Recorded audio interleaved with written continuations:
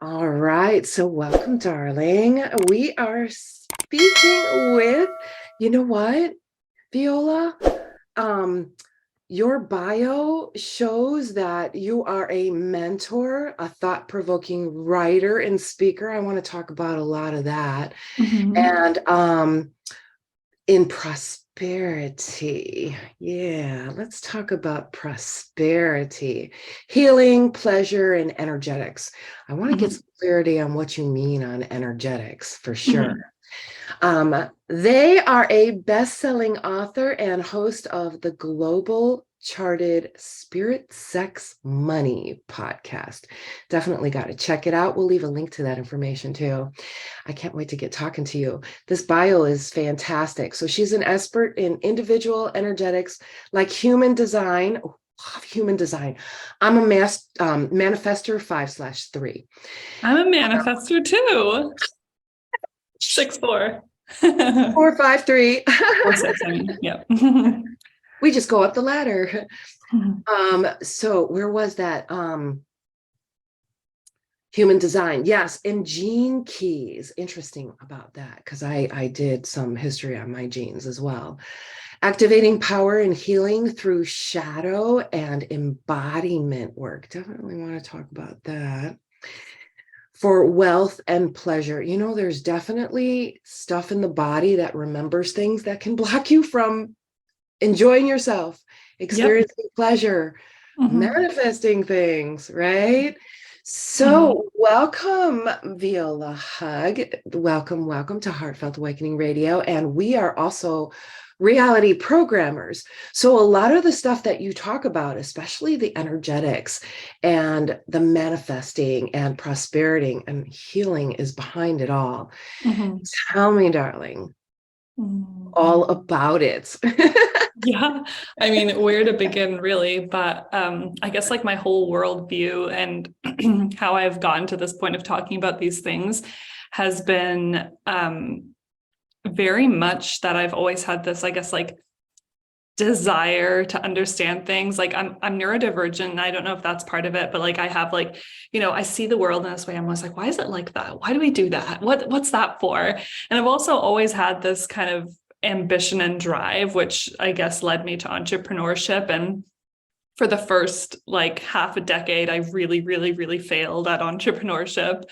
Not that I didn't have little wins here and there, and not that I didn't learn a bunch that benefited me, obviously, but I was very much following just very stock standard business advice that I now like refer to as like old paradigm perspectives of business. And it's not just relevant for business. Like the work that I do is relevant for no matter what you do, but um, I was following these methods that really what the core message of them was that you have to really push yourself. You have to become this type of person. And when you become this type of person, you will have financial success or you will be recognized in your community or whatever.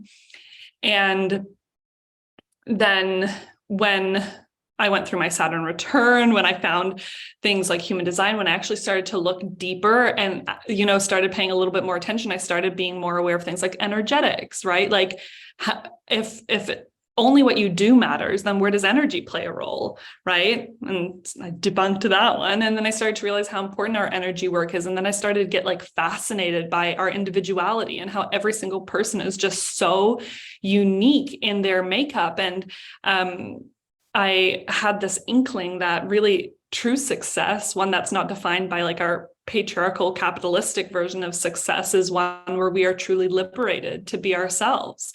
And we are experiencing what really means success to us, which is really how we are living on a day-to-day basis, how we feel about ourselves, the things we get to experience as a part of that. And not saying that money and a career that fulfills you and all those things can't be a part of your definition of success. Like those things absolutely can be.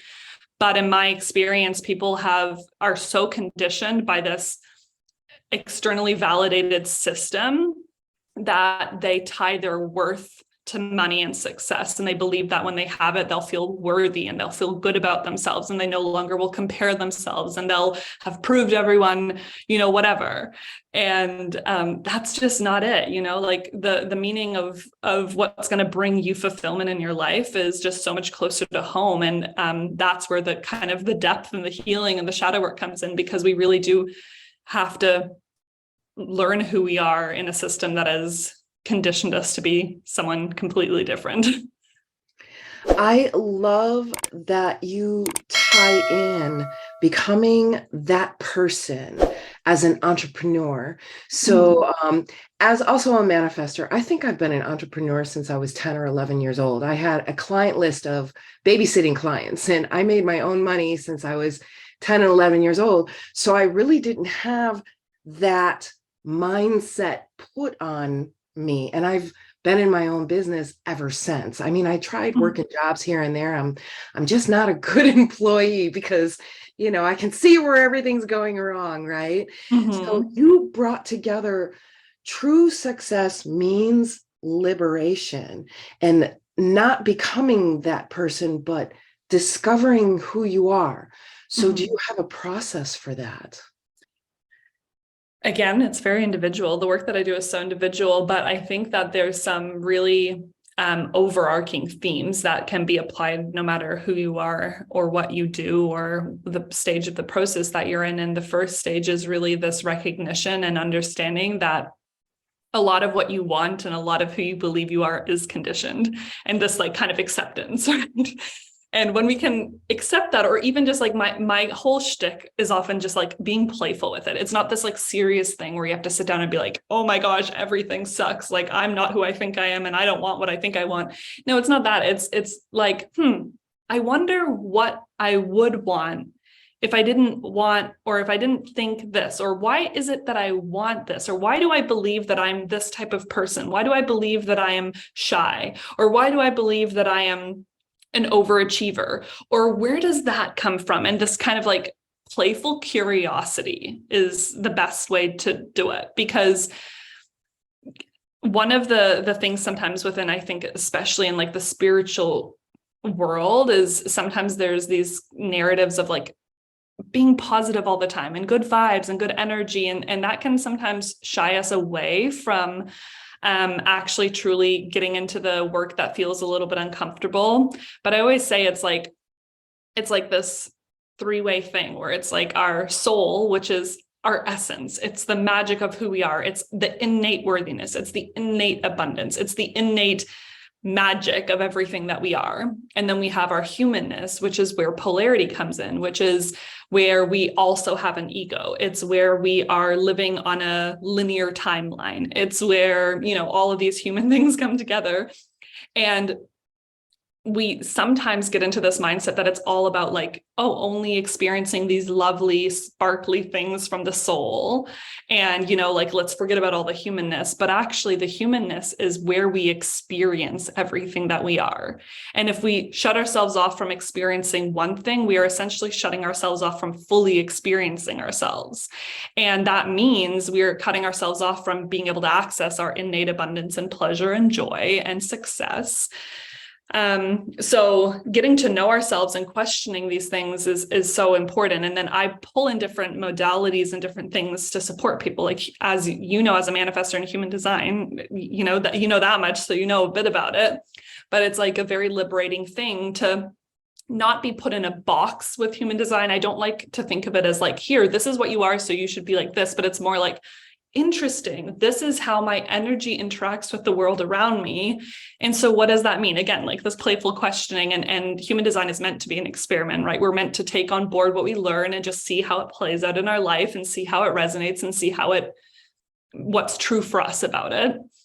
And so that can often give people like this confidence, right? This kick of like, hey, I don't need to be like you. I can just be like me because my energy is not even built like that. Like I'm supposed to be in this way. And then we chip away and then we start realizing how the patriarchy has like instilled these beauty standards in us that it's like, F that. And then it's like, I don't know, I just go so deep with it because it's so true that like from everything from what we like, this like picture perfect world that we are so conditioned to believe is so limiting in terms of what's possible for us to experience in just like the magic of who we are. And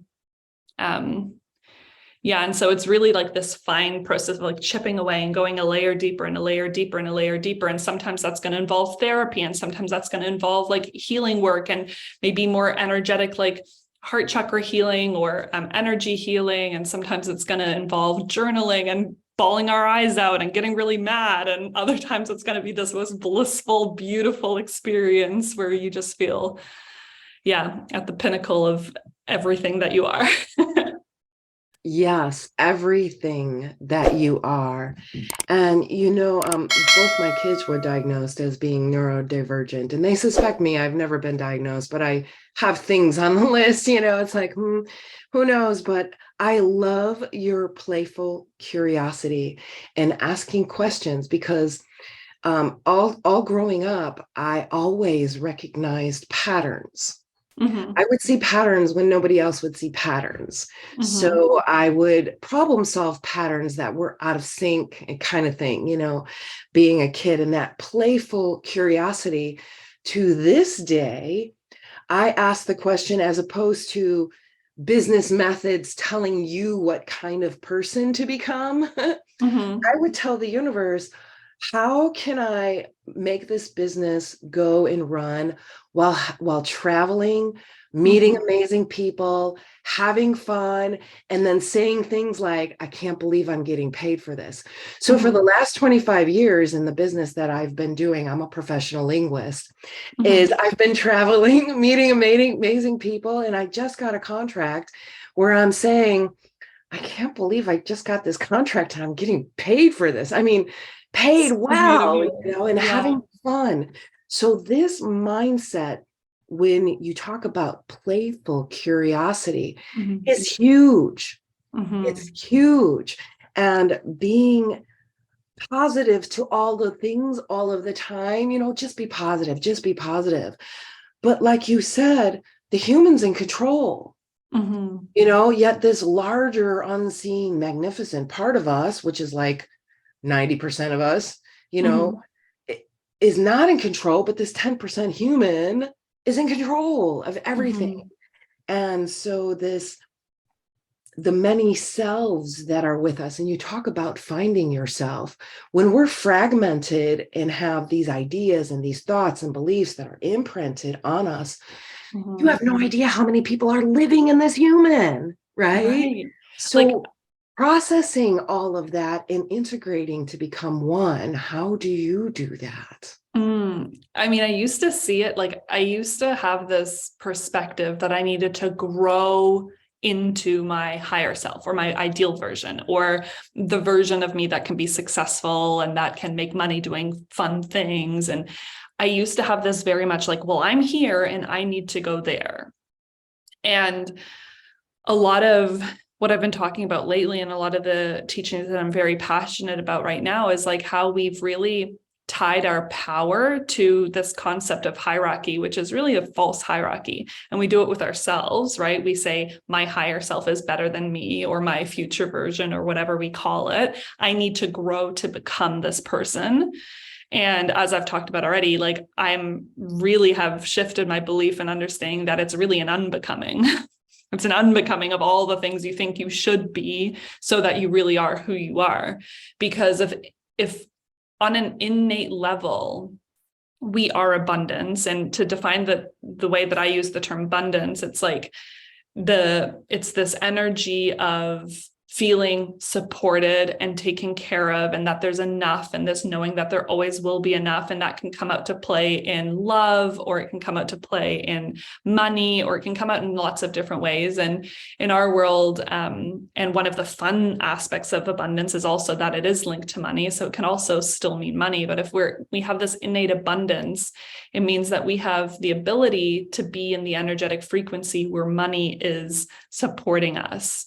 And it's expanding and whatever, right? Like I also am so kind of careful with how I talk about money, because I have this like concept that I feel is like too big for the human mind to understand sometimes. And it's how just money in our kind of everyday life, we so attach our worth to it, right? We think somebody who earns more than us is better than us, or even people, like if we earn money more than somebody else, we think, oh, like I've got it more together than this person or whatever. And it's not to shame ourselves, because these are such conditioned beliefs in our society, because worth and money have been tied together for so long.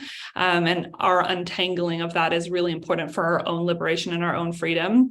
But it's like, the amount of money that's going to be overflow for you is totally available for you, especially once you stop thinking that where you are in society is dependent on how much money you have, or how powerful you are, or how important you are, or how much people care about hearing your voice is tied to any of these things based on either our perspective of hierarchy, right? Like where we are in comparison with ourselves, or where we are in comparison with our neighbor, or the other person who does a similar career as us, whatever it might be.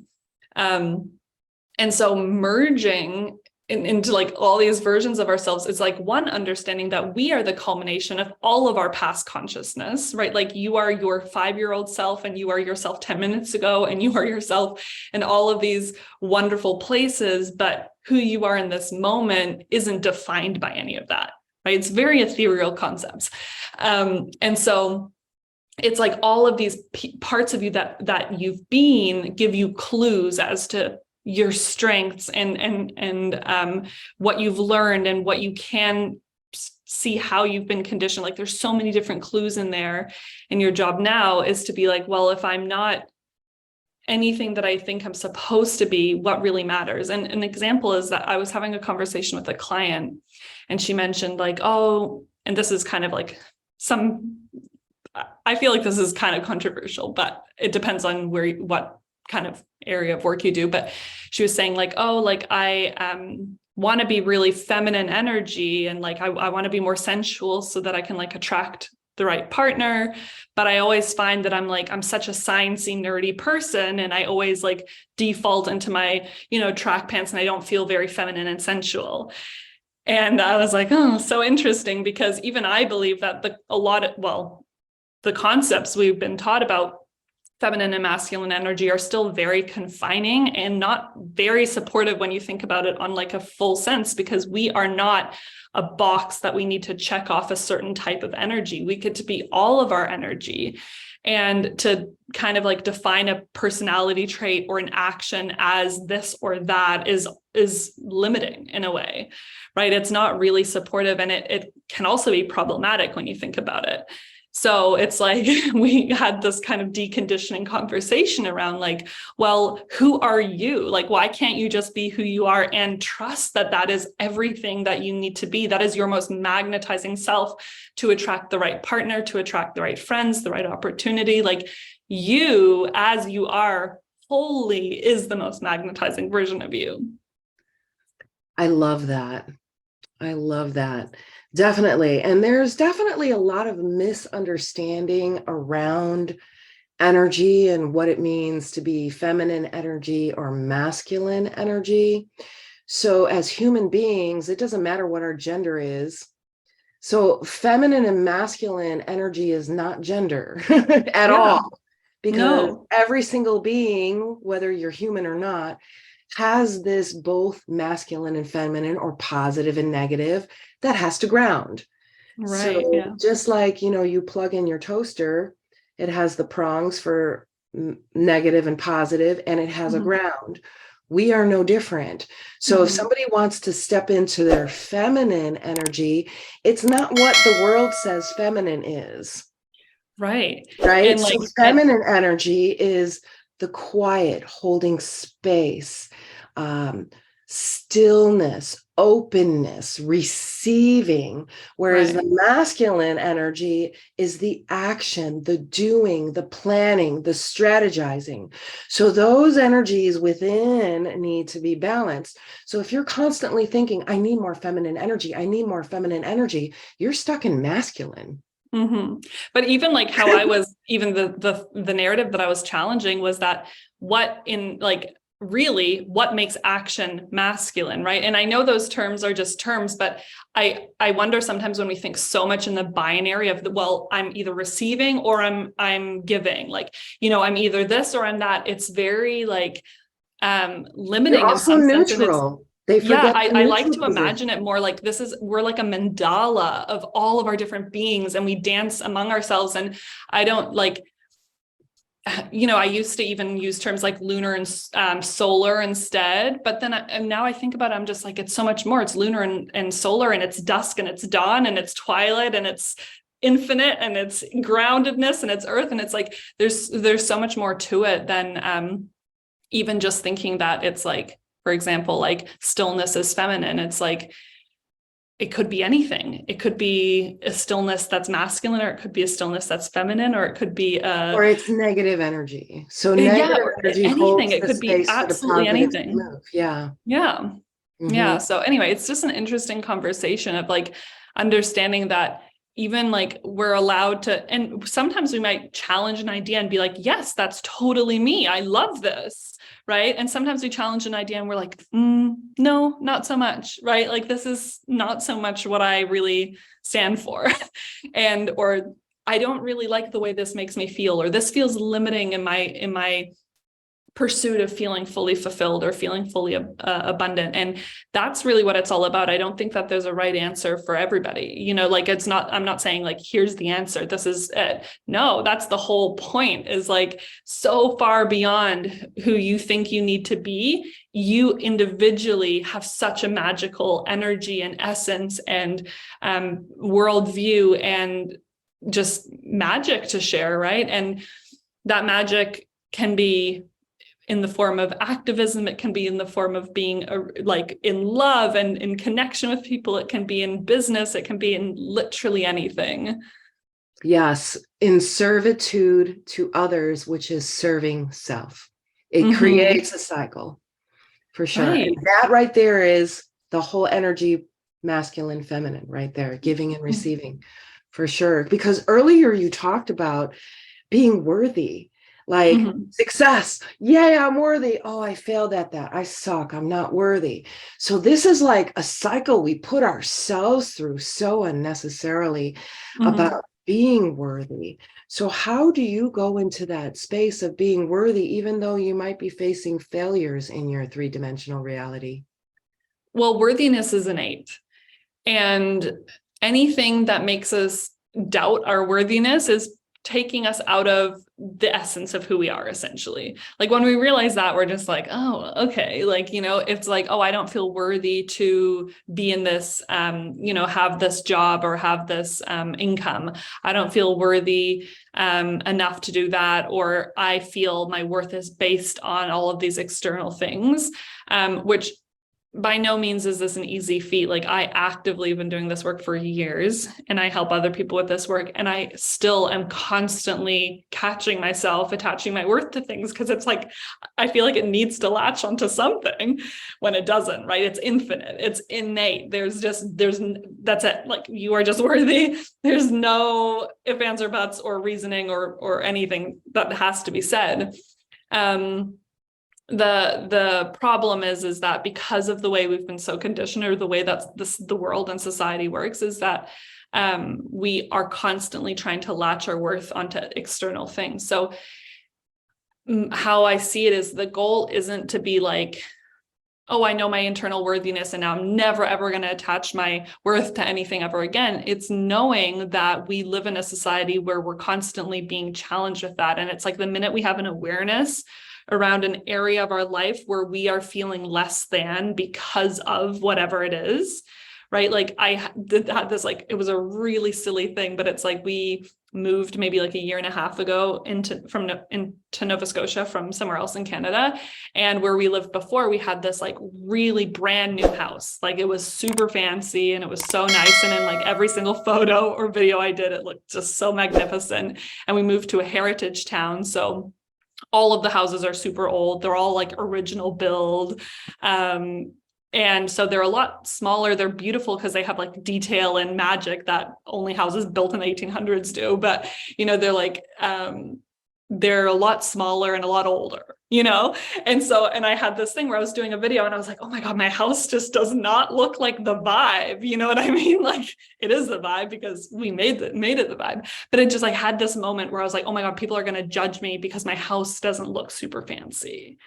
Right. And it's like, for a minute, I had that, like, I didn't want to share, or I wanted to go somewhere else. And I was like, isn't that interesting? Right. That just like awareness, that questioning. I'm like, in this moment, like where I'm at in my journey, I could just be like, that is so silly. You are awesome no matter what, like how powerful you are, how good you are at your job, how much you make, how your house looks, like none of that actually matters. You just have to worry about being in an energy that feels good. And I was doing something where I was like, creating content. So I was like, my goal right now is just to feel so good about what I'm doing. And that's my only job. And then I did that and it was received really well, of course. Right. But it's like, had I let that thought penetrate my mind and my psyche too much, I may have stifled my energy. I might have not felt comfortable. I might have gotten all like, well, it has to be this, it has to be that. And by the time I got there, I put so many layers on top of my energy that it was muffled. Right. And that's kind of the analogy I give a lot of the time, is like all of these external pieces of conditioning, they muffle our essence. So if like at your core, you're you and you're your most magnetic, wonderful self, every layer is muffling that energy. And the more that every time we remove a layer, the energy gets a little bit more crisp, a little bit more clear. It's like the frequency of abundance, the frequency of worth, the frequency of all of these innate energies for you are more clear and therefore more magnetizing. And so it gets easier with every layer, but those layers are still going to be there within society. That is so true. And, I started a long time ago, actually, after getting diagnosed with cancer. I started really just observing, being mindful of the thoughts that come and go. And I realized that some of the thoughts were not mine. I'm like, where is this thought coming from? Yeah. And I kid you not, within a few seconds, somebody is saying what I was just thinking. That's when I realized that our thoughts send and receive. So I'm receiving thoughts as well. And you attach to it. So a thought comes, you attach to it, and you talked about letting it come in.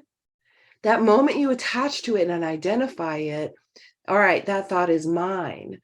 But when I realized, oh my gosh, that is not my thought, and being able to let go of it was really liberating to have that awareness.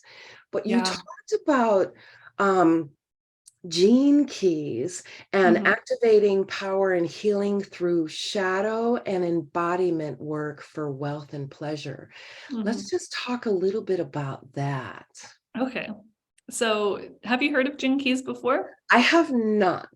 Okay. But So I've done some DNA, research and that, my history. So it's not actually based on like DNA. It's a similar system to human design in the sense that it's a synthesis system of the I Ching, the Kabbalah tree of life, the astrology, astrology, chakra system, and quantum physics. So it's as in human design, it's similar because it's a culmination of these things. It's just looking at a different thing. So what Gene Keys is looking at is it pulls 11 spheres that represent different aspects of your life. From the first part of the sequence is the same as the incarnation cross in human design. So it's really talking about your life's work and your purpose.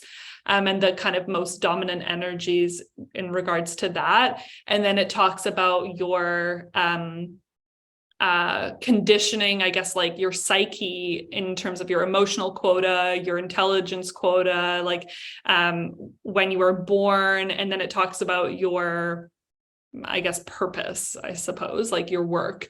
And what each of these spheres is looking at is the primary gift that you have in that area, as well as the accompanying shadow, and then its essence as well. So if we're talking about, like, when I keep saying about like your essence, your infinite essence, it's like each sphere has an essence, an infinite essence. And then in our human world, we experience that through either being in the gift or the shadow of that experience. So when I'm working with gene keys, like where I'd work with human design to help somebody understand how their energy is interacting with the world, I would work with gene keys to see how their psyche in those different areas is kind of either defaulting them into the shadow, or it is like freely expressing themselves in their gift. As an example, my gift of my life's work is intuition, and my shadow is unease. So it's like when I'm uneasy and I'm unsure and I don't want to decide on things, or I think I need to know more information, and I'm like constantly in this like wondering energy, that's like really the shadow of my life's work. And oftentimes if I'm just in the awareness, like, oh my gosh, right now I'm just like totally in this uncomfortable, uneasy energy and uncertain energy. And it's like, hey, I'm supposed to be able to trust this intuition. I'm supposed to be able to listen and follow and be guided by that. And so then it's like, I can automatically allow myself to shift back into the gift of that. So that's gene keys. And then because it's a lot about shadow work, this is also where what you mentioned about the shadow and embodiment work for wealth and pleasure and all the things, because the gene keys can help us identify shadows in particular areas of our life. But also when I talk about shadows, I'm really talking about all of the parts of ourselves that make us a little bit uncomfortable and that require healing, and that require us to kind of shine a light on them and to accept them or work with them. Because a lot of times, like we talked about before with this like positivity, we just want to be like, oh, ignore that. Let's just go over here and experience just the rainbows. But it's like the rain has to also be there. If we take away the rain, there's no rainbow. And yeah, so it's this concept of allowing ourselves, having the courage to see ourselves wholly and fully. And when we're doing this deconditioning work, like we talked about before, it's like when we come across something that's incredibly uncomfortable, like I mentioned the term pleasure there, and part of that is really just like the pleasure of life, but part of that is also because pleasure and sexuality and sensuality are things that are highly oppressed, especially in women identifying people in our society.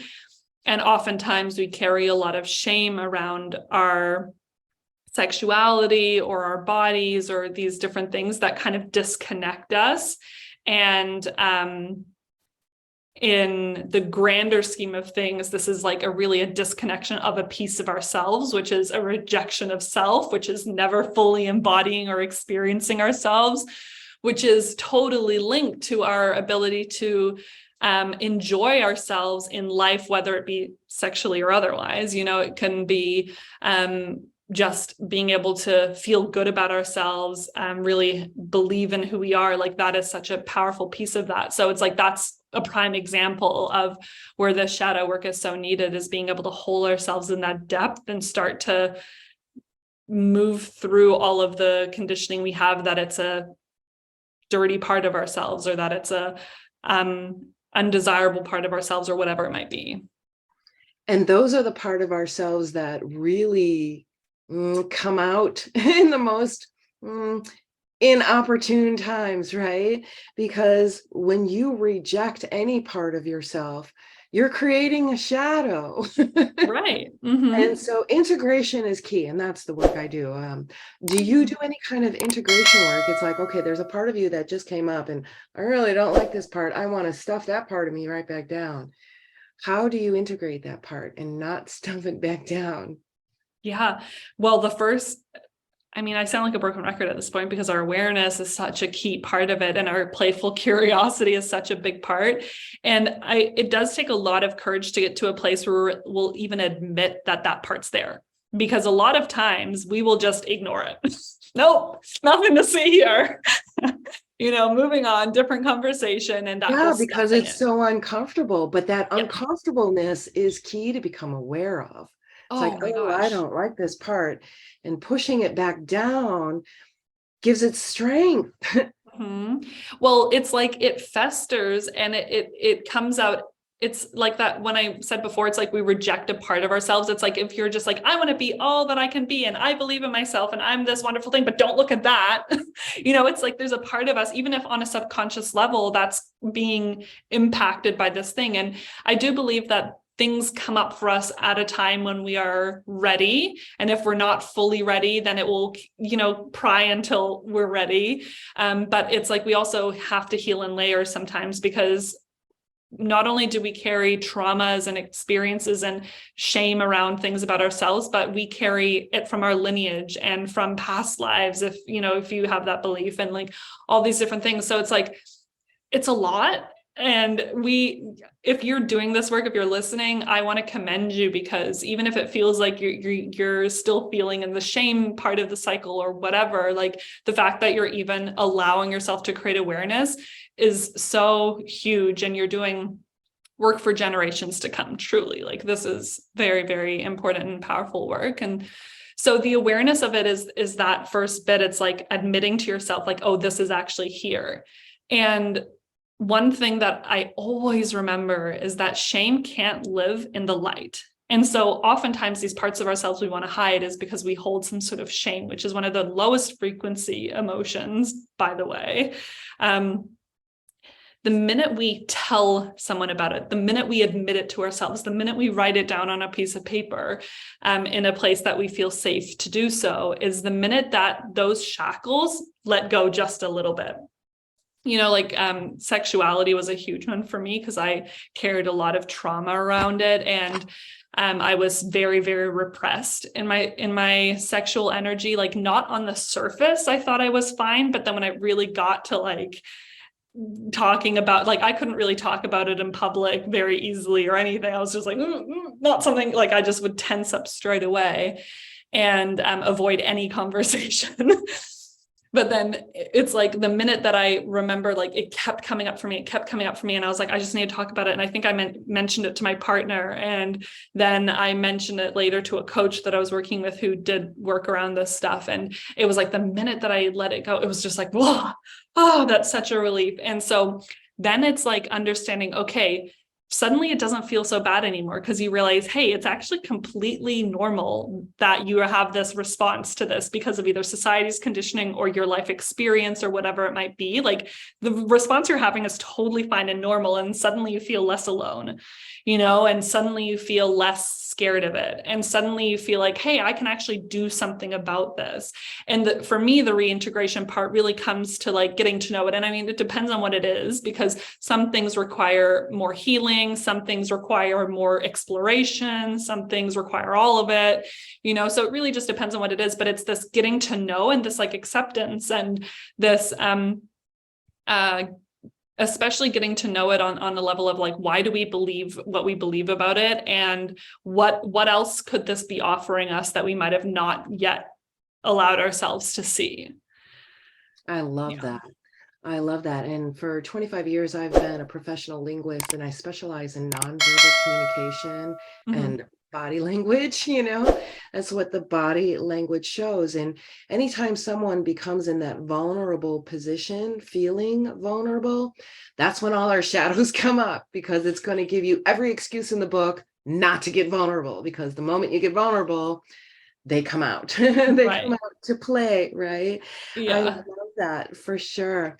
So tell us, darling, for somebody who's listening, who might be neurodivergent and is questioning about waking up. I mean, going through this process of discovering who they are, to being their true selves, what would you tell them? Oh, my goodness. Well, firstly, you are just so perfect the way that you are. With neurodivergencies, there's so many things that fall under the umbrella of that. And so for you, it might be very different than it might be for someone else. For me, I have like quite a few that fall under the umbrella. So it's like very spicy in the brain department. But it's like that often we feel like because our mind is different, or because our voice is different, or because what we desire is different, we feel this I guess like we feel how that's wrong, or debilitating or whatever it might be. And the truth is that even though that comes with challenge, it comes with challenge to be the person that thinks different than everybody else or sees the world in a different way. It's a challenge to have our energy work in a completely different way than the rest of the world. And there's like a lot of challenges that come with it, but there's also so much beauty. Like, you know, you mentioned like your pattern recognition. That's something that I also have. Like, I'm a very like pattern, like I notice patterns and behaviors or things like that, like very easily. And so it's like with noticing those different patterns, it's like, that's actually such a beautiful piece of your awareness. And you get to bring this new perspective and this new understanding that's not elsewhere in the world. And regardless of whether we're talking about neurodivergencies or just you and your authentic self, the only reason you believe that there's something to shame or to fear or to not be allowed to express about that version of yourself is because of the conditioning that we have. And just like we talked about before, the minute you let something into the light, it starts to like have a different sense of interaction with us. And a lot of those pieces about yourself that you might think are weird or too much, or, you know, that belief shouldn't be talked about out loud or this or that. It's like the minute you allow those things to come out, the minute you start to see how much magic they can offer you and where you can heal things. And so, I mean, what I wish everyone would realize is just that how magical they are individually. Like, I don't want anybody to go through this world thinking that they are less than because they're not like somebody else, because the magic that exists in you individually is so fucking awesome. And that's what I always wish I could plug into people's brain. I love that. Love that. You are so fucking awesome. Mm-hmm. Yes. And I love to keep telling people, keep being amazing. And then, you know, if I'm in person, you know, I say, you know what, I love what you're doing, keep being amazing. The mind will go right to, oh, but, you know, they won't accept. Mm-hmm. Okay, somebody recognized my work. Thank you. And I will keep being amazing. So keep being amazing. And I love your wish. Thank you. Thank you. Thank you. Thank you so much, Viola, for being on our podcast. And we'll also be posting this on our YouTube as well. And we're going to be putting her information in the description. So if you want to get a hold of her, it looks like you have Instagram and TikTok. And you also have a link to a freebie. So definitely check that out in the description. And listeners, hey, I want to hear from you. I want to know what you loved, and I want to know what you would love more of. And Viola, you too. In the meantime, keep being amazing. Thank you so much. Bye.